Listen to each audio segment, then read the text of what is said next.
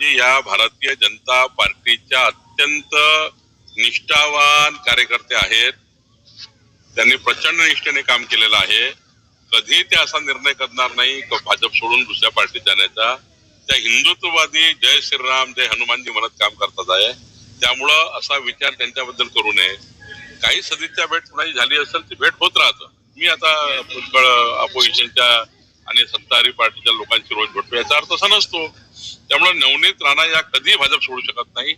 पक्का हिंदुत्ववादी आणि जय श्रीराम म्हणत आपलं काम करणारे नेते आहेत. त्यामुळं मला असं वाटतं त्यांच्याबद्दल असा संभ्रम कोणी तयार करू नये. सर शेवटचा नवनीत राणा या जर शिंदे सेनेत आल्या तर सोबत जायची गरज पडत नाही. मी तुम्हाला सांगतो नवनीत राणांना कुठे जायची गरज पडत नाही. त्या भारतीय जनता पार्टीच्या राष्ट्रीय नेते आहेत. त्यांना देशामध्ये अनेक ठिकाणी त्यांच्या प्रचाराची मागणी आहे. इतकं मोठं वलय आहे, इतकी मोठी पार्टी आहे, जगातली सर्वात मोठी पार्टी त्यामध्ये नवनीत राणासारख्या त्यांच्या बाजूने सर्वच त्या ठिकाणी पॅरामीटर आहेत. त्या नेत्या आहेत, महिला आहेत, त्या ठिकाणी त्यांनी संसदेत काम केलेलं आहे. देशामध्ये त्यांच्या अनेक ठिकाणी प्रचाराला बोलवतात. अशा वेळी इतकी जागतिक स्तरावरची सर्वात मोठा पार्टी सोडून कशाला त्या नवनीत राणे तिकडे जातील. त्या हिंदुत्ववादी कार्यकर्त्या त्या भाजपचाच विचार पटणाऱ्या आहेत, भाजपच्या विचाराच्या आहेत.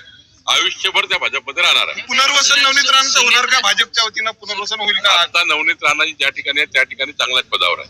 त्यांचा मान सन्मान हा भारतीय जनता पार्टीमध्ये उच्च स्तरावर आहे. त्यामुळे कुठलं पद असलं की नसलं, मागच्या लोकसभा लढल्या काही मताने हरल्या, पुन्हा निवडून येतील. माझं काय म्हणणं आहे, एकाच वेळी निवडणूक हरला म्हणून काही सर्व संपलं का? अजूनही त्यांचा मान सन्मान तेवढाच आहे भाजपमध्ये जेवढा खासदार होत्या. त्यामुळे आताही तेवढीच इमेज त्यांची दिल्लीमध्ये आहे. आमचे सर्व वरिष्ठ नेते आणि राज्याचे मुख्यमंत्री देवेंद्र फडणवीसजी त्यांना आताही खासदार मानतो आम्ही.